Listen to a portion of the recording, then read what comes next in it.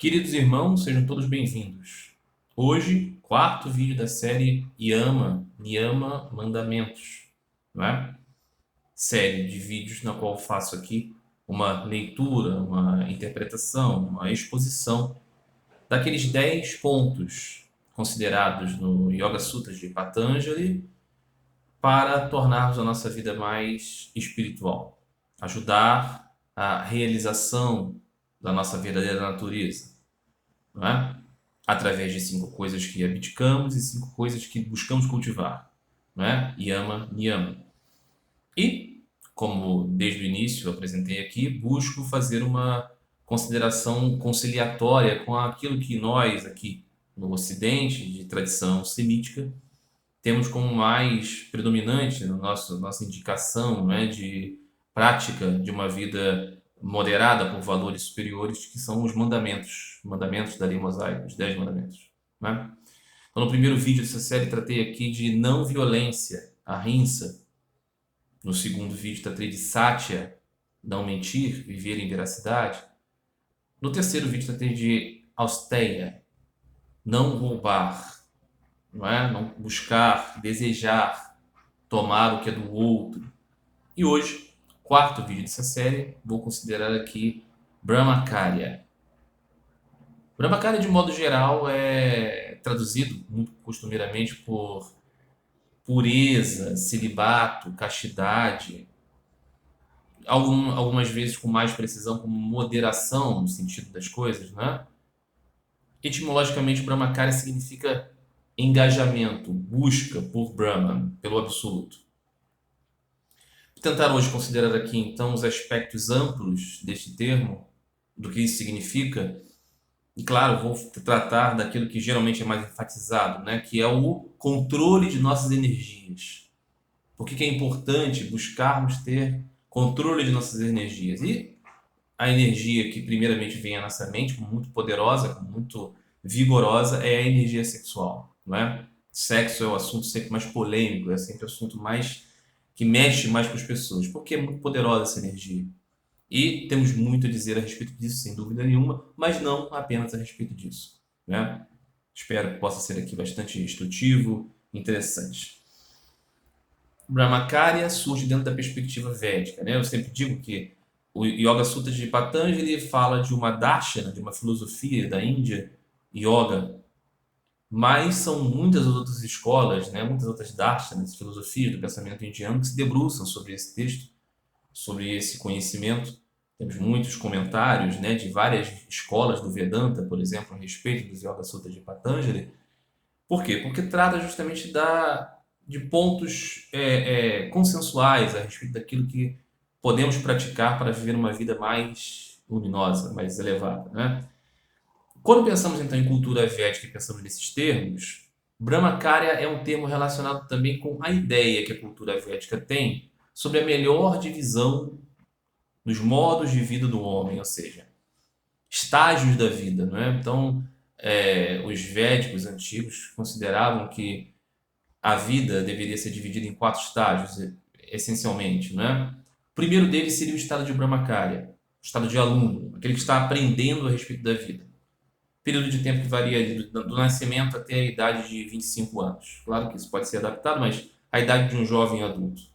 E Brahmacharya aqui seria daquele aluno celibatário, daquele aluno que não tem responsabilidade, não tem compreensão sobre a vida e, portanto, não dá certos saltos na vida, como, por exemplo, o envolvimento sexual.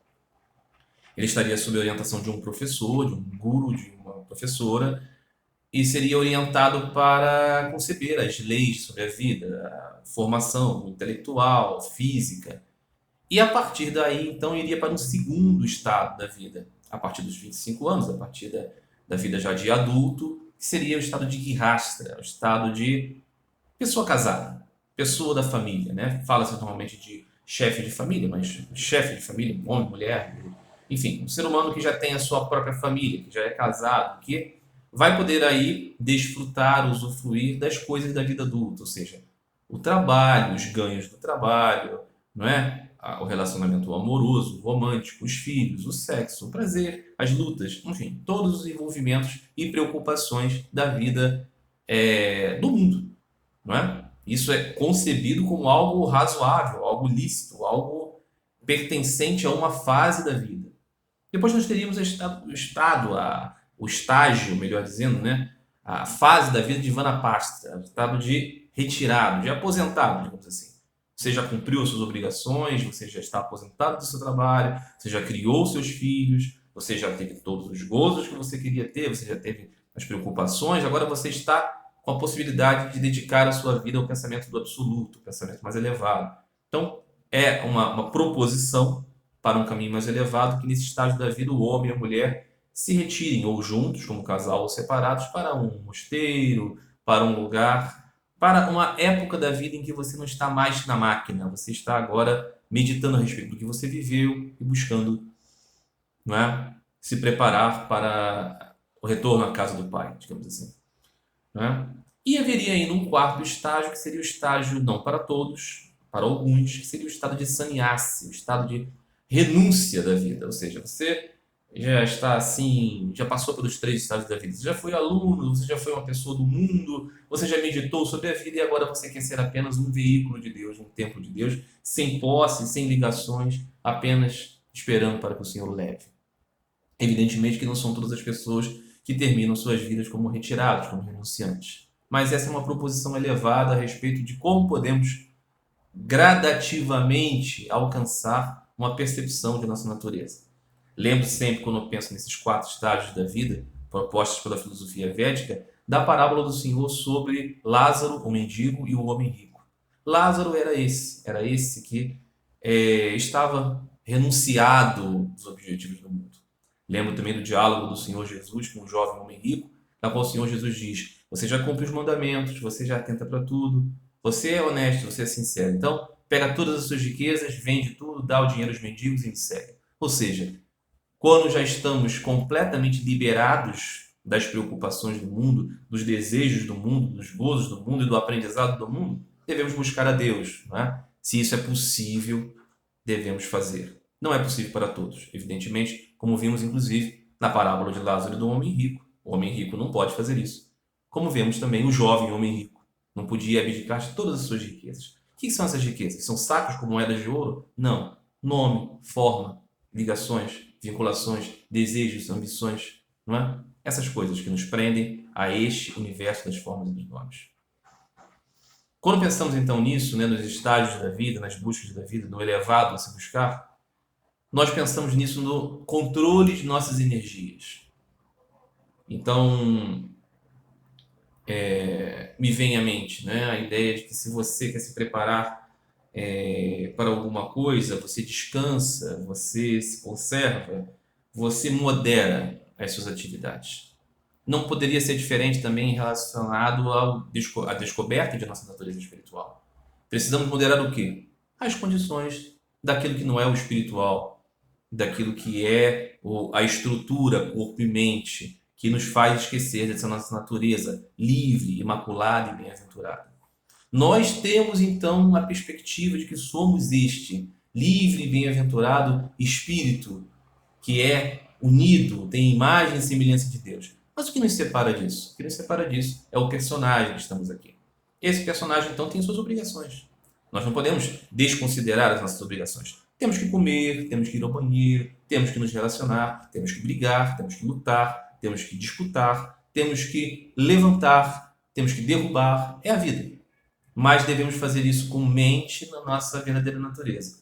Como podemos fazer isso? Moderando as características da nossa vida material. Quando pensamos em moderar as características da nossa vida material, devemos pensar na energia sexual, devemos pensar na nossa mente, devemos pensar no nosso falar, devemos pensar no nosso agir. Não é? Vou começar então primeiro pelo ponto que normalmente é tratado aqui como o aspecto fundamental de Brahmacharya. Se você for procurar Brahmacharya na internet, você vai ver uma série de coisas falando de celibato, celibato, celibato, combate à luxúria. Isso é um aspecto realmente importante, mas não é o único. Mas vamos começar por ele.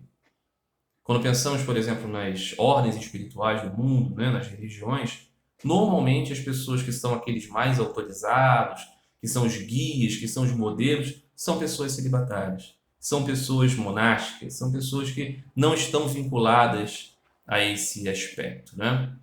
Mesmo quando pensamos em personalidades espirituais que foram casados, como por exemplo Sri Ramakrishna Paramahansa, com o qual tanto falo, ele era casado, mas ele não tinha intercurso sexual com sua esposa, Sri Sarada Devi. Podemos pensar também na tradição do cristianismo, né? Nós temos São João de Kronstadt, um padre muito importante da Igreja Ortodoxa Russa, um homem espiritual dos séculos, né, mais próximos de nós, que ele era também casado, mas não concluiu o seu casamento, né? Vivia como irmão com a sua esposa. Evidentemente que isso é um caminho de poucos, porque, de maneira geral, as pessoas quando se casam têm a vida conjugal normal, né? Podemos pensar também em Anandamai Ma, santa do século XX, que era casado, também não tinha relacionamento com o esposo, vivia uma vida de fraternidade, não é? Podemos pensar em São Paulo, apóstolo, que dizia, não é? Bom é que todos fossem como eu, casto. Quando São Paulo está dizendo casto aqui, ele não está falando um marido, uma esposa que são fiéis, está falando de uma pessoa celibatária. Mas São Paulo diz, né? Só voltando, né? O Senhor Jesus também foi um celibatário, foi um homem sem vínculos. Muito difícil para as pessoas compreenderem isso, né? Por isso existe tanta excitação, tanta vontade de fazer o Senhor Jesus ter se relacionado com uma mulher, com alguma das Marias da sua vida, né? Maria, irmã de Lázaro, Maria de Magdala, outras, mas devemos aceitar. Existem pessoas que estão um pouco além disso, não é? Não é porque não gostem, tenham ojeriza ao ser humano, mas é porque veem Deus em todos, não é? Então São Paulo dizia isso, né? Bom é que todos pudessem ser como eu, casto. Mas aqueles que não podem devem se casar para não se abrasarem, dizia São Paulo. O que São Paulo está querendo dizer com isso? São Paulo está falando sobre moderação, São Paulo está falando sobre controlar as nossas energias, São Paulo está falando sobre Brahmacharya. Da mesma maneira que estamos falando os sábios da cultura védica, São Paulo está falando sobre isso. Ideal mesmo é que você seja de tal modo desapegado das coisas desse mundo que você não precise disso. E aí você vai realizar isso naturalmente, porque você de fato não está buscando, né, comer o outro. Você vê Deus no outro. Então você está buscando servir o outro. Mas se você não tem ainda esta sutileza de natureza, você deve então tentar elevar a sua energia sexual para o relacionamento romântico, para o amor romântico. Para o quê? Para fazer dessa paixão uma força de serviço, uma força de doação, uma força de renúncia.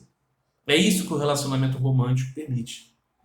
Não é, não é sexo, é afeição, é carinho, é busca por fazer o outro feliz. Não é?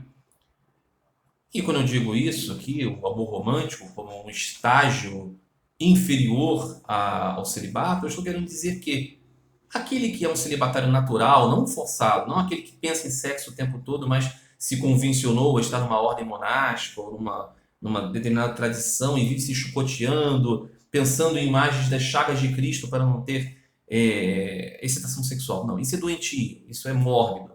Estou falando daquele que naturalmente olha para o mundo e vê Deus em todos. Esses indivíduos são raríssimos. São raríssimos. Mas é evidente que esses indivíduos estão no estágio superior de existência. Claro que sim. Devemos ter clareza nisso. Ok? Mas você não encontra essas pessoas o tempo todo por aí. Você encontra Madre Teresa de Calcutá a cada esquina, Ramana Maharishi a cada época? Não. É difícil, né? Essas pessoas são especiais, são luzeiros, têm características diferentes. Pessoas assim vivem o celibato como pureza verdadeira, não como morbidez. Aqueles que não podem viver assim fazem grande coisa, se elevam esta energia ao relacionamento romântico. Né? E aí eu falo relacionamento romântico para elevar a energia sexual para heterossexuais e para homossexuais, naturalmente. Né? Se você é heterossexual, o seu desejo está pelo sexo oposto. A sua volúpia por comer está no sexo oposto. Se você modera isso pelo romântico, pelo amoroso, pelo serviço, pela bondade, pelo carinho, você mitiga esse aspecto animal do consumo, da força, do tomar, do usar por algo mais elevado. Se você é heterossexual, se você é homossexual, se você é homem, se você é mulher. Ok? Não tem diferença. É claro que nisso aqui estamos também relacionando o tema do companheirismo, né? Do vínculo unitivo monogâmico. Sem dúvida nenhuma. Eu sei que quando falando a respeito dessas coisas, as pessoas dizem assim, mas isso é muito careta, isso é muito carola, isso é muito religioso, né? Se eu quero ter prazer, se eu quero me afundar em prazeres, se eu quero mergulhar, melhor dizendo, né? Em prazeres e não estou machucando ninguém, que problema há? Nenhum problema. Se você quer continuar mergulhado no mundo. Entenda. Essas proposições, né, as proposições do Yoga Sutra de Patanjali, elas não são a respeito de pessoas que estão satisfeitíssimas em viver nesse mundo de formas e nomes. Deus é muito bom. Se você quer viver no mundo, Deus vai te dar mundo nesta vida, em outra vida, em outra, em outra, em outra, em bilhões de vidas. Você pode nascer com os desejos dos animais. Cultivar essa animalidade. Por que eu falo animalidade? O que um animal deseja? Se proteger da chuva, se proteger do vento, se proteger da dor. Ter prazer. Prazer do comer, prazer do defecar, prazer do urinar, o prazer da relação sexual, não é? Procriar por instinto e um dia cair morto. Esse é o objetivo de um animal. Se o desejo de nossa vida são apenas pelas coisas dos sentidos, nós somos mais animais do que espírito. Não tem problema, é uma escolha. Teremos isso. Tudo aquilo que escolhemos, teremos. Este caminho é um caminho para aquelas pessoas que já estão cansadas de falar assim, não, já cansei, já vi como é que é, tá, estuda, fica rico, goza, namora, as pessoas te elogiam, você briga, você se entristece, você volta, cresce, engorda. Cansei, quero algo além disso, além dessa dimensão. É para esse tipo de gente que esse tipo de proposição serve. Não é para todos. Então, assim, a ideia de que devemos moderar os nossos sentidos faz sentido para uma busca espiritual, ok? Não é para todo mundo, não. E as pessoas devem entender. É muito bom que você se preocupe em ser ético e diga: vou fazer o que eu quero desde que eu não machuque ninguém. Isso é ponto de partida para a vida espiritual, inclusive. Mas é claro que existem estágios mais avançados, não é verdade? Muito bem. Eu lembro de certa vez conversando com um colega e ele conversava comigo assim, dizia: rapaz, eu cometo adultério. E eu dizia para ele, rapaz, eu falava, você não se sente mal? Você não se sente triste? Ele falava, eu me sinto podre, eu me sinto nojento. Acabo de ter relação sexual com a mulher que está do meu lado e quero que ela desapareça. Eu quero sumir dali, eu quero me encontrar com a minha esposa, eu me sinto culpado com os meus filhos, com a minha família. Eu dizia, por que você pratica isso então? Ele fala, porque eu tenho muito desejo. Porque se uma mulher me oferece a oportunidade de ter intercurso sexual com ela, eu não posso negar. Mas aí depois eu sofro. Aqui nós vemos que não tem nada a ver com moralidade, não tem nada a ver com o julgamento do mundo, tem a ver com ele se sentindo sujo, se sentindo obscuro, se sentindo animal. Lembro também de certa vez receber uma moça, né, na época da igreja ainda, e ela falava comigo que estava muito triste porque tinha perdido sua castidade, tinha perdido sua pureza, sua virgindade. E eu falava com ela, o que mais te incomoda? Ela falava, o que mais me incomoda é ter dado espaço da minha mais profunda intimidade a alguém que não era digno disso. Eu compartilhei do meu corpo, da minha vida, do meu mais poderoso instinto com alguém que não era especial. E isso é muito interessante, porque não é sobre novamente o mundo julgar, é sobre a pessoa perceber que fez um desperdício de sua energia. E isso é muito importante, né, para pensarmos a respeito do sentido da pureza, não é? Quando pensamos muito em sexo, quando pensamos muito no desejo, na luxúria, essas coisas todas, vem aquela ideia, né, base do roubo. A ideia de que precisamos de algo fora de nós. Ah, temos que ter esse prazer, temos que ter esse gozo, porque senão não somos felizes. Esse é o caminho para nos desconcentrarmos da realização de nossa natureza espiritual. Definitivamente. Ok? Para sermos pessoas espirituais, precisamos entender que não existe nada fora de nós que devemos buscar. Nenhum templo, nenhum lugar sagrado, nenhuma pessoa. Está tudo dentro de nós. O Senhor está dentro de nós. A graça de Deus está dentro de nós. Precisamos realizar isso diminuindo o espaço da exterioridade. Ok? Então, tem muito a ver com isso, né? Capacidade de concentração. Falamos sobre meditação. Meditação significa ter um foco, a capacidade de não se deixar perder pelo fenômeno. Se somos muito voluptuosos, somos muito ardentes, estamos sempre à mercê desses objetos do desejo. Ok? E aí, assim, é claro que é muito mais do que sexo. É também isso, né? Incapacidade de se conter. Gula. Comer não tem problema nenhum. Comer é uma coisa gostosa, razoável. Ser controlado pela comida, animal. É coisa para tubarão, é coisa para tigre, não é coisa para gente. Pessoas devem controlar a sua capacidade, a sua vontade, deve dominar essa sua vontade, para que sejam livres. Então tem a ver com isso, né? É antes de pureza, que pode dar no sentido moral, assim, né? É difícil de todas as pessoas compreenderem. Tem a ver com capacidade de controle. O que é o problema do vício? O problema do vício, além da destruição de certos aspectos da sua saúde, tem a ver também com a sua impossibilidade de abdicar daquilo. Falta de liberdade. Todos nós queremos ser livres. E muitas vezes a liberdade é confundida com enfiar o pé na jaca. Entenda, amado, entenda, amado. Enfiar o pé na jaca não é liberdade, é escravidão. Né? Então, quando pensamos nisso, né, não é só sobre sexo, não é só sobre comida, é sobre também falar. Às vezes queremos falar tanto. Eu sou, como vocês sabem, um falador, um indivíduo falante. Estou aqui falando, falando, falando. Escrevendo, escrevendo, escrevendo. Me comunicando, me comunicando, me comunicando. Interagindo, interagindo, interagindo. O tempo todo. Eu peço a Deus que me ilumine para que essas interações sejam boas, para que eu tenha a falar seja útil, para que não seja vã loquacidade, para que seja luz. Mas é claro que eu percebo que muitas vezes essa energia, essa força, esse poder de comunicação vira mal, vira ruim, vira negativo.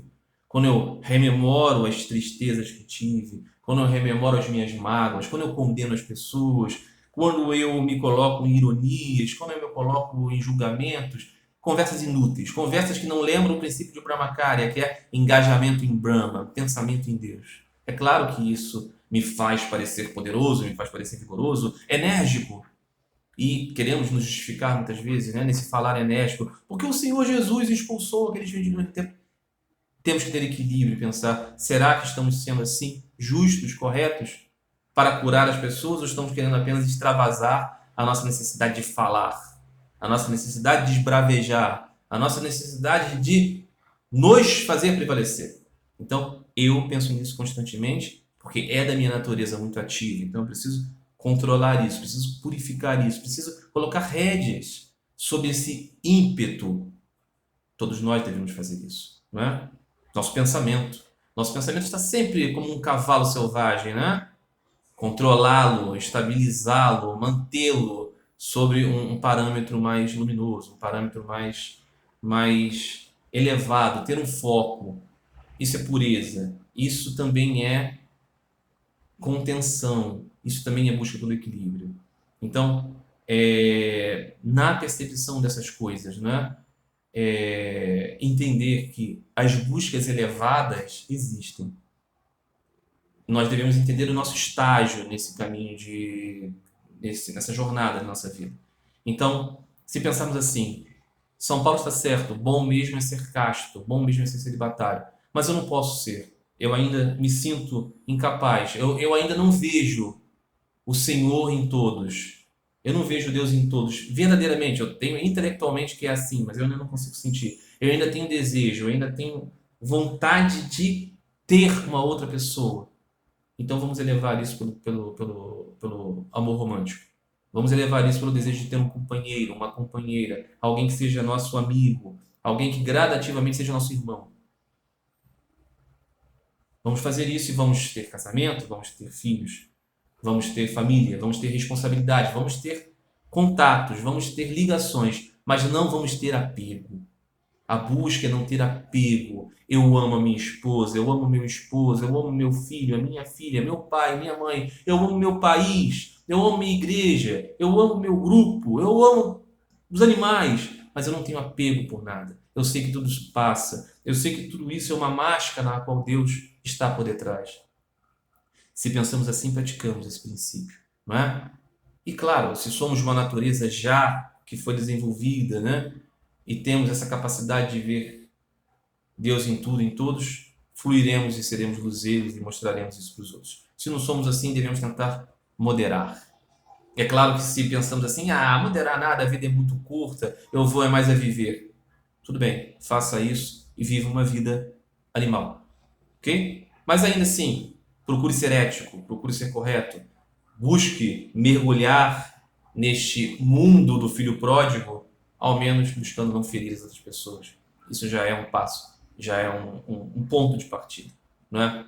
Temos todos tempo, não é? Deus nos dará tempo para percorrer o caminho de volta para casa, para em um dado momento desejarmos, de fato, estarmos engajados em brama na busca por Deus, né? Esse é o sentido da parábola do filho pródigo, né?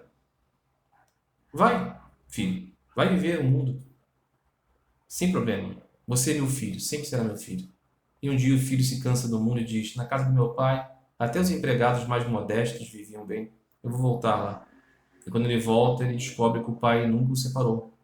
Ele sempre foi o filho. Assim é a nossa relação com o mundo, com as coisas e com Deus. Somos, em verdade, da mesma natureza de Deus. Estamos sempre em Deus, não é? O caminho de Brahmacharya, assim como a rinsa, não violência, assim como Satya, veracidade, assim como a Esteia, não roubar, tem a ver com isso, né? É isso, meus queridos irmãos. Próximo vídeo dessa série, né, a Parigraha, não é? Tem a ver com não buscarmos gratificação, não aceitarmos presentes. Pode parecer estranho, né? Não aceitar presente, que problema há? Vamos tratar disso no próximo vídeo, vamos tentar conversar, tentar iluminar esse assunto. Eu gosto muito dessa série, espero que vocês estejam gostando também. Ela nos ajuda a aprofundar, a ter mais ideia a respeito prática, né, do que vem a ser uma jornada espiritual, né? Comentem aqui o que vocês estão achando e vamos conversando sobre isso. Um grande abraço a todos, no amor de Cristo.